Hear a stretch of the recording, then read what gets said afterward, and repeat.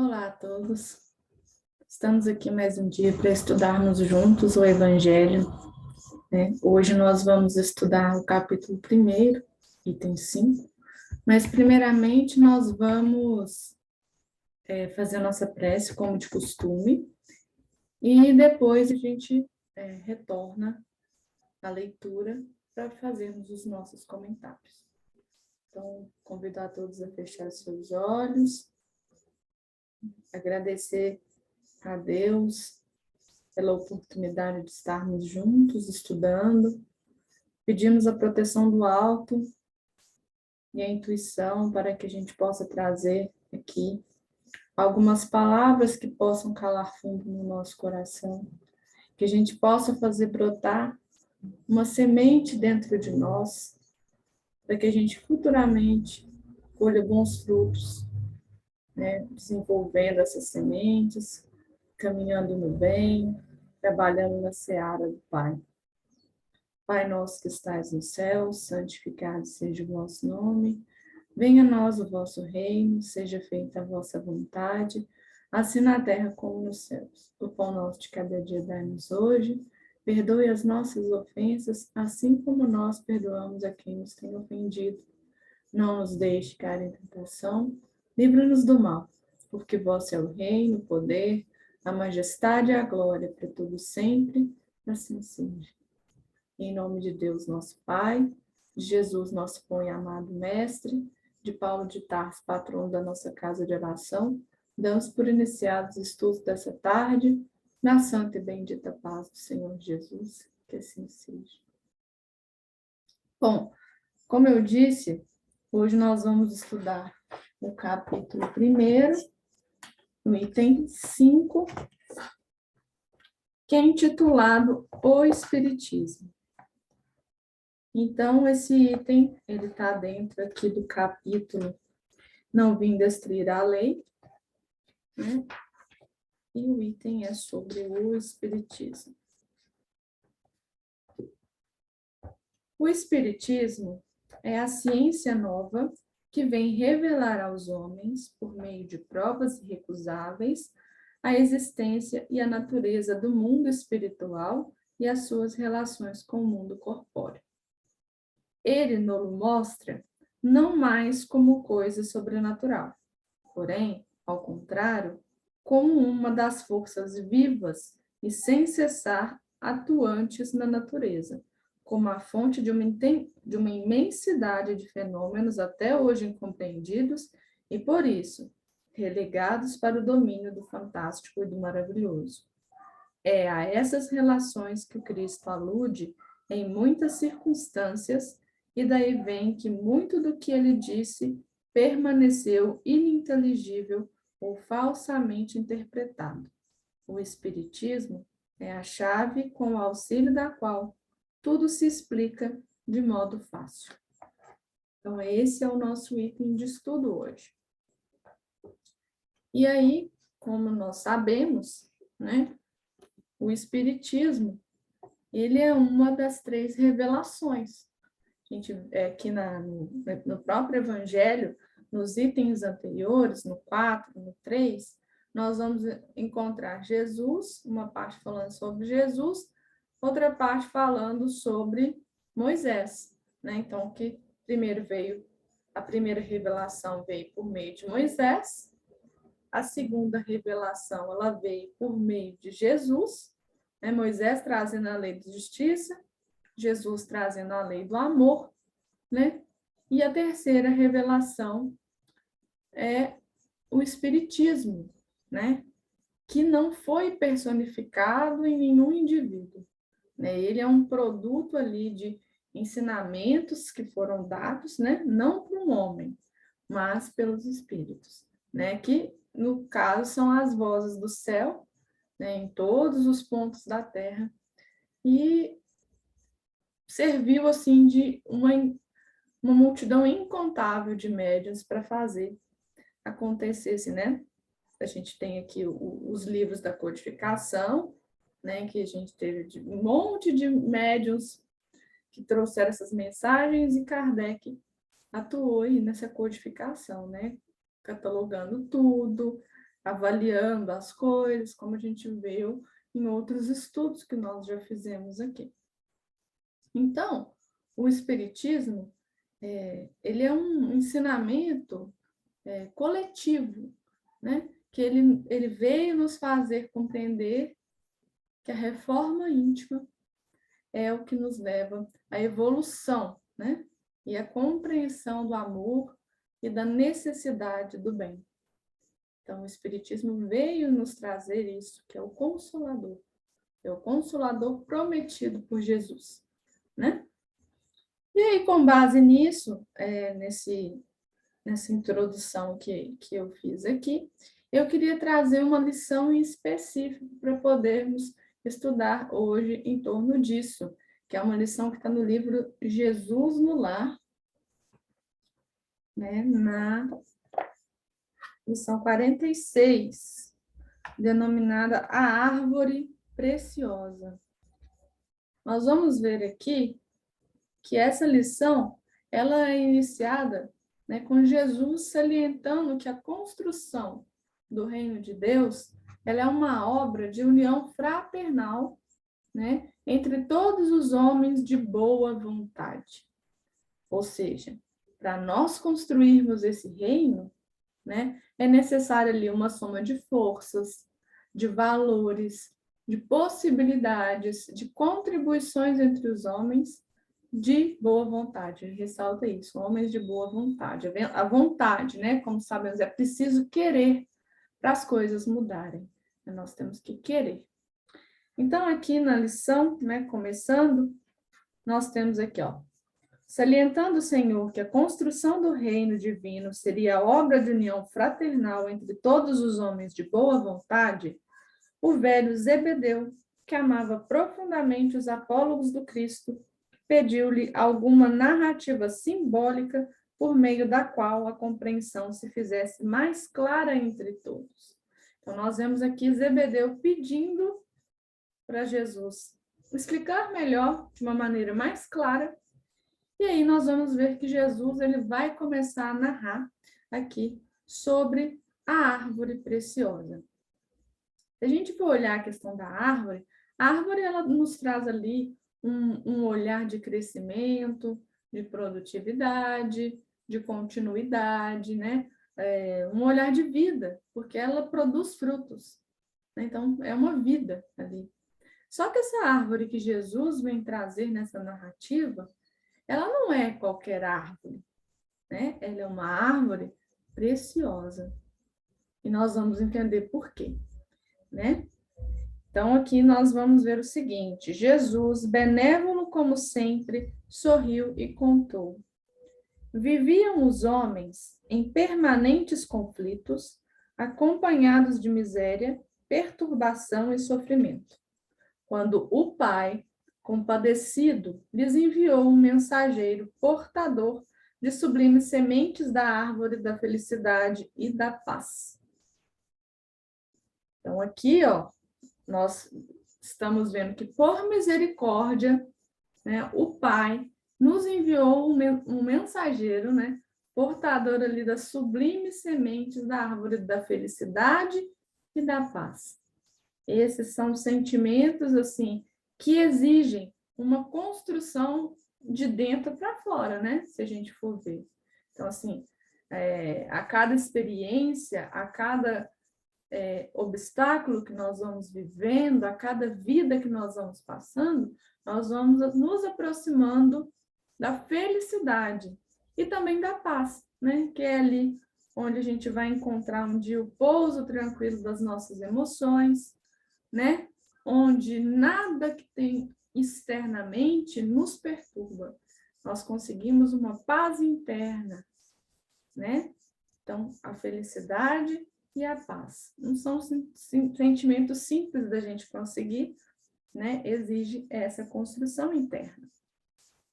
E aí fala ainda aqui, desceu o anjo com o régio presente e congregando os homens para a entrega festiva, explicou-lhes que o vegetal glorioso produziria flores de luz e frutos de ouro no futuro, apagando todas as dissensões mas reclamava cuidados especiais para fortalecer-se. Em germinando, era imprescindível a colaboração de todos nos cuidados excepcionais do amor e da vigilância. Né? Então, aqui nós encontramos, aqui nessa parte, falando, né? O vegetal glorioso produziria flores de luz e frutos de ouro, né? A flor, ela tem ali uma função de reprodução, de multiplicação, né? Ela embeleza a árvore em si, mas ela tem ali a sua função, né? Então, ali, e de luz, né? Que é como uma ideia de esclarecimento, tornar perceptível, né? Então, seriam essas flores de luz, são flores do esclarecimento, né? E o fruto, fruto de ouro. O fruto, como a gente sabe, é um alimento, né? É um protetor, ele abriga ali a semente, ele abriga uma vida, né? E o ouro, ele representa a riqueza, né? O valor ali da moralidade, o valor da vida, né? Então, esse é a flor do esclarecimento, mas esse fruto valioso, né? Da vida valiosa, né? E aqui, por fim, nessa parte do parágrafo, fala, né, em germinando, é imprescindível a colaboração de todos nos cuidados excepcionais do amor e da vigilância. Então, tem esses cuidados excepcionais, né?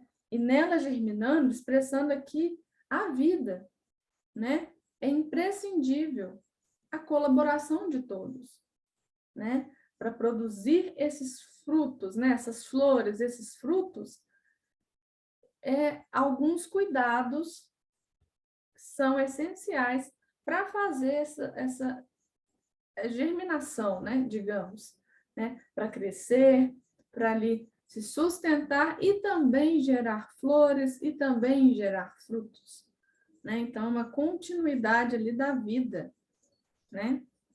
E aí, continuando o texto, vem falando, vem falando o seguinte: as sementes requeriam terra conveniente, aperfeiçoado sistema de irrigação, determinada classe de adubo, proteção incessante contra insetos daninhos e providências diversas nos tempos laboriosos do início. A planta, contudo, era tão preciosa em si mesma que bastaria um exemplar vitorioso para que a paz e a felicidade se derramassem benditas sobre a comunidade em geral. Seus ramos abrigariam a todos. Seu perfume envolveria a terra em branda harmonia, e seus frutos, usados pelas criaturas, garantiriam o bem-estar do mundo inteiro. Né? Então, se nós recebemos uma semente e plantamos ali no nosso jardim de casa, nós também precisamos ter determinados cuidados, né? A gente precisa dar uma condição ideal para a planta, né?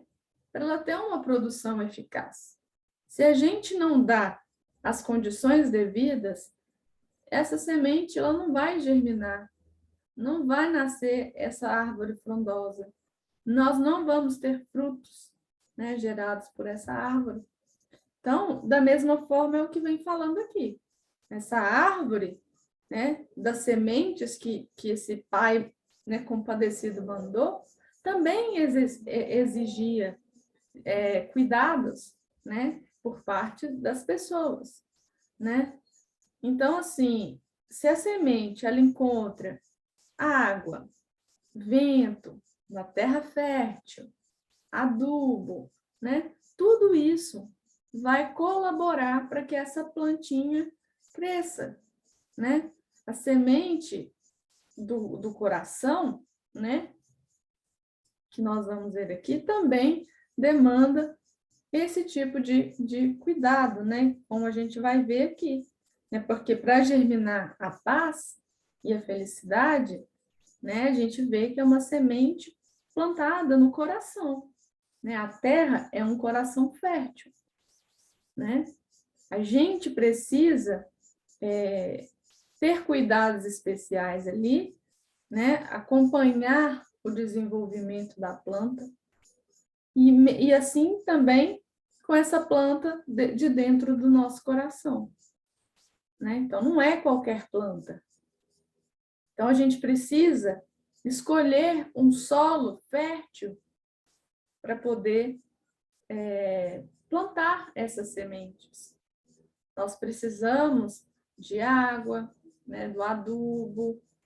Se a gente colocar num solo que não é fértil, ela não vai germinar.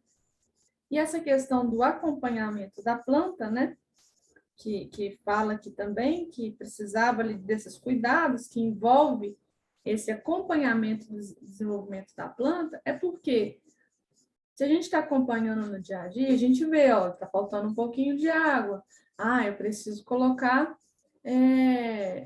um pouquinho de adubo. Eu preciso colocar um pouquinho de água, né? Então, por assim vai, né? Eu preciso dar uma podada. Então, a gente acompanhando a cada dia aquele desenvolvimento da planta, a gente consegue ter uma produção bem sucedida, né? E da mesma forma, é falado aqui dessa semente que o Pai enviou, né? Para gerar essa árvore da felicidade e da paz. Assim é conosco. Nós precisamos fazer brotar dentro de nós virtudes, né? Virtudes que nos levarão à felicidade e à paz e ao amor que a gente tanto almeja. Então, nós precisamos colocar ali sementes da união, semente do perdão, né? Da alegria, do respeito, do amor, da caridade, né? E a nossa vida é assim. E a gente tem que ir acompanhando a nossa evolução. Opa, peraí, tem alguma coisa indo errada aqui, preciso dar uma ajustadinha aqui na questão do perdão, preciso dar uma ajustadinha aqui na questão do respeito, para a nossa árvore da felicidade crescer forte, que ela dê frutos, né? Eu lembro bem de uma história, um estudo que nós fizemos até no solar, né?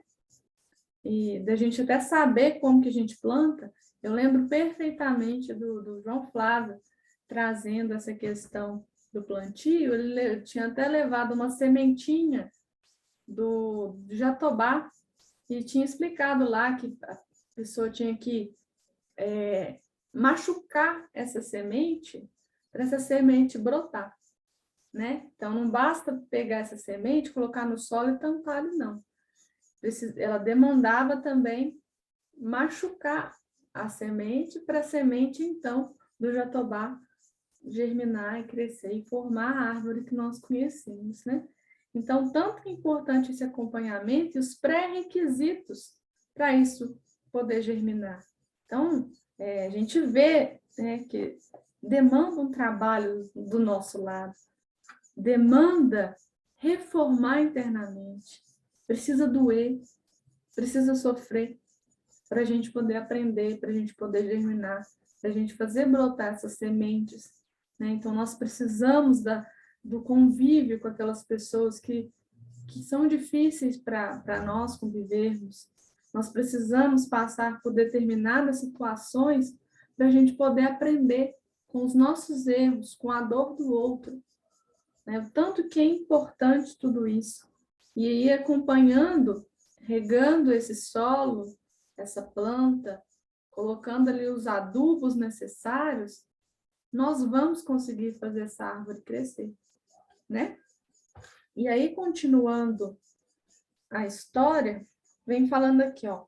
Fim da promessa e depois de confiadas ao povo as sementes milagrosas, cada circunstante se retirou para o domicílio próprio, sonhando possuir egoisticamente a árvore das flores de luz e dos frutos de ouro, né? cada qual pretendia a preciosidade para si, e em caráter de exclusividade. Para isso, cercaram-se apaixonadamente nas terras que dominavam, experimentando a sementeira e suspirando pela posse pessoal e absoluta de semelhante tesouro simplesmente por vaidade do coração. Então, nós vemos aqui, ó, que o pessoal pegou essas sementes e guardou para si mesmo, né? E só voltando aqui um ponto que eu esqueci de falar, e estou lembrando aqui agora, é que fala aqui, ó, que bastaria um exemplar vitorioso para que a paz e a felicidade se derramassem. Isso no parágrafo anterior, né? Então, bastava um exemplar, né? Se um apresentasse o êxito, essa felicidade seria espalhada, né? Bastaria um. Por quê?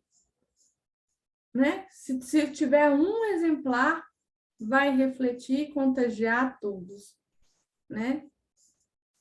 Porque lá no inicinho, se a gente voltasse o texto aqui, tem uma parte que fala lá, que era necessário a união, né, dos homens, né? A gente viu aqui a união fraternal, né? Então, se existe a união fraternal no cultivo dessa semente, então a gente entende que as coisas estão acontecendo para o bem, né? Que existe a união fraternal agindo, né, entre os homens de boa vontade. Por isso que fala aqui que se bastaria um exemplar, porque isso significa que as pessoas estão unidas, que a humanidade se uniu. E aí, nesse outro parágrafo que a gente vê, que, na verdade, aqui na história que Jesus trouxe, as pessoas se retiraram para domicílio próprio, guardaram as sementes para si, né? E nós não podemos deixar que isso aconteça. E é isso que muitas vezes nós fazemos aqui, a gente consegue lembrar perfeitamente, né, da parábola dos talentos. Lembra que teve um que recebeu um talento e ele enterrou esse talento? É o que aconteceu aqui nessa história. Né? Essas pessoas que receberam as sementes, guardaram as sementes para si, né? Reinando aqui o egoísmo e o orgulho, que são sentimentos muito tristes, né? Que nós cultivamos muitas vezes dentro de nós. Né? Que seguindo a árvore, todavia, a fim de viver, reclamava concurso fraterno total, e os atritos ruinosos continuaram. As sementes, pela natureza divina que as caracterizava, não se perderam. Entretanto, se alguns cultivadores possuíam água, não possuíam adubo, e os que retinham o adubo não dispunham de água farta. Quem detinha recurso para defender-se contra os vermes não encontrava acesso à gleba conveniente, e quem se havia apoderado do melhor solo não contava com as possibilidades de vigilância. E tanto os senhores provisórios da água e do adubo, da terra e dos elementos defensivos, quanto os demais candidatos à posse das riquezas celestes, passaram a lutar em desequilíbrio pleno, exterminando-se reciprocamente. Gente, olha, essa história está distante de nós? Tá. Quantos de nós ainda agimos no egoísmo, no orgulho, na vaidade, querendo brilhar só nossa luz, sendo que o correto seria brilhar a nossa luz para todos, levar o amor a todos, né? Os bons sentimentos a todos, não para mim, não só para aqueles que eu gosto ali no meu círculo de convivência, é para todos. E nós ainda vemos um mundo que não se respeita. Nós vemos ainda muita diferença, né? na humanidade até hoje, né? Ou a gente ainda tem muitos desafios ainda pela frente. Quantos grupos brigam, né? Porque não se respeitam. As diferenças que existem hoje na humanidade, a luta pela riqueza, pelo monopólio, a gente está vendo aí nesse momento, né, uma guerra horrorosa que está acontecendo, tudo por conta do poder, da vaidade, né, do dinheiro, da conquista de terras, e o tanto de gente que está sofrendo, pagando por isso, né? Ainda a gente não precisa ir longe, numa Rússia, numa Ucrânia, né? A gente vê no nosso dia a dia, né? Quantos grupos minoritários ainda precisam lutar pelos seus direitos, por aquilo que eles também têm direito, né? A gente vê tantas diferenças aí de raças, etnias, gêneros, né? O quanto a humanidade ainda precisa crescer, precisa se desenvolver, aceitar a diferença do outro, né? Solidarizar-se, né? Compadecer-se, ter ali um carinho, um amor, mesmo com as diferenças, porque a diferença aqui é para a gente respeitar, né? Aprender a respeitar um com os outros e na união a gente fazer essa árvore da felicidade, da paz que vai nos levar ao amor.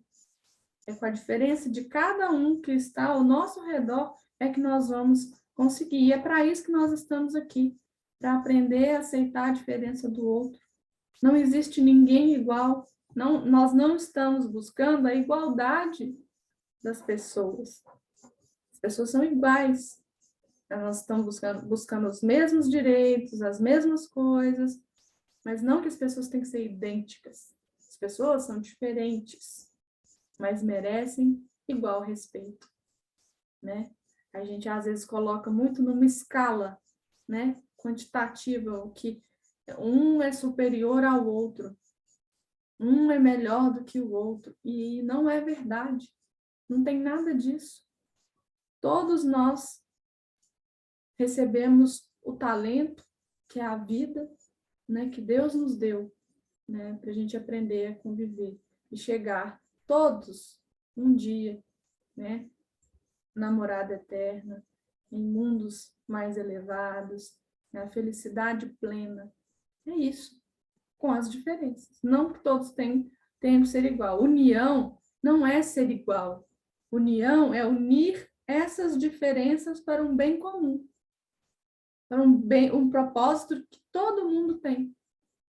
Não que nós precisamos ser iguais. Nós não vamos ser iguais, né? Nesse sentido. Por isso que ainda muita pessoa se mata, né? Extermina famílias, aquela coisa. Essas diferenças ainda são muito gritantes, as pessoas não aceitam, né? Acham que são melhores do que as outras, e não é bem assim. E aí, continuando a história, que o mestre fez longo intervalo na curiosa narrativa e acrescentou: este é o símbolo da guerra improfícua dos homens em derredor da felicidade. Os talentos do Pai foram concedidos aos filhos, indistintamente, para que aprendam a desfrutar os dons eternos com entendimento e harmonia. Uns possuem a inteligência, outros a reflexão. Uns guardam o ouro da terra, outros o conhecimento sublime. Alguns retêm a autoridade, outros a experiência. Todavia, cada um procura vencer sozinho, não para disseminar o bem com todos, através do heroísmo na virtude, mas para humilhar os que seguem na retaguarda. Então, cada um recebeu o seu talento. Estamos todos, né, seguindo o nosso propósito para chegar no amor, na paz, na felicidade. Cada um com o seu jeitinho, com a sua qualidade, cada um doando aquilo que tem de melhor. E aí, todo mundo unindo, a gente consegue chegar nesse propósito, né? Às vezes, o que um não tem, o outro tem, e aí aquele outro não tem o que eu tenho, eu vou e agrego o que eu tenho. E assim foi a questão do adubo, da água, da inseticida, lá, né, contra as pragas. cada um tinha alguma coisa. Se eles se unissem, eles gerariam a árvore juntos, né? E é o que nós precisamos fazer. Cada um tem uma qualidade, tem um ponto forte em si, né? E aí, só para finalizar essa história, e fitando Zebedeu de modo significativo, finalizou: quando a verdadeira união se fizer espontânea entre todos os homens no caminho redentor do trabalho santificante do bem natural, então o reino do céu resplandecerá na terra, à maneira da árvore divina das flores de luz e dos frutos de ouro. O velho Galileu sorriu, satisfeito, e nada mais perguntou, porque foi muito clara a mensagem do Cristo, né? Aqui nessa mensagem, cada um de nós tem ali uma virtude, tem ali um ponto forte, né? E se a gente se unir, nós vamos chegar ao reino de Deus, né? Que é essa árvore frondosa. Nós vamos chegar lá e dando os nossos frutos, porque a partir do momento que a gente consegue germinar essa semente dentro do nosso coração, nós também damos frutos. E isso vai se espalhando para a humanidade inteira e é contagioso. E aí, à medida que um vai fazendo, o outro vai fazendo, o outro vai fazendo, nós conseguimos, na união, né, fazer com que as coisas brotem. Né? Então, assim, o Espiritismo, agora voltando ao item dessa tarde, né, o Espiritismo nos proporciona isso, né, porque ele esclarece, ele veio para esclarecer, ele veio para consolar e ele veio firmar os princípios da humanidade. Né? O Espiritismo, ele veio catalogar ali tudo que está composto nessa humanidade por meio do viés da filosofia, da ciência, da religião, né? Nos mostrar, né, os ensinamentos do Cristo e como nós devemos fazer a nossa reforma íntima. Os espíritos trouxeram isso para nós, essas sementes, essas informações, esse consolador, o evangelho, nosso guia, né, de como nós devemos proceder. Explicar tudo que foi falado alegoricamente, né, nas parábolas do Cristo, nos mostrar, tirar o véu, né, fazer a gente acordar para a vida, consolar o nosso coração, nos fazer entender por que as coisas acontecem e o que nós devemos fazer. É o esclarecimento, né? Então, assim, Jesus, né, nos deu ainda essa oportunidade de acordar, igual aconteceu na parábola da figueira, né? Tava aquela árvore ali, mas ela não estava gerando frutos. Tá a humanidade aqui, mas a humanidade não está gerando frutos. E ainda foi pedida a oportunidade de fazer uma rota, colocar um adubo para ver se essa árvore dava frutos. E esse momento é o Espiritismo, né? Essa tentativa do Espiritismo. Vamos acordar, porque se a gente não acordar agora, infelizmente, nós vamos ter que arcar com as consequências. E é essa essência, é isso que o Espiritismo veio nos trazer, que é esse item de estudo dessa tarde. O Espiritismo é a terceira revelação que veio abrir os nossos olhos para as verdades do reino, para as verdades do Pai, de como devemos conduzir nossa vida e o que realmente importa, que são os bens espirituais, né? Então, eu espero que vocês tenham absorvido alguma coisa, né? Aprendido com essa singela e importante história, né? E que vocês possam espalhar também essas sementes para mais pessoas também trabalharem juntas na seara do Mestre para a gente chegar a tão sonhado reino de Deus. Obrigada a todos e uma boa tarde.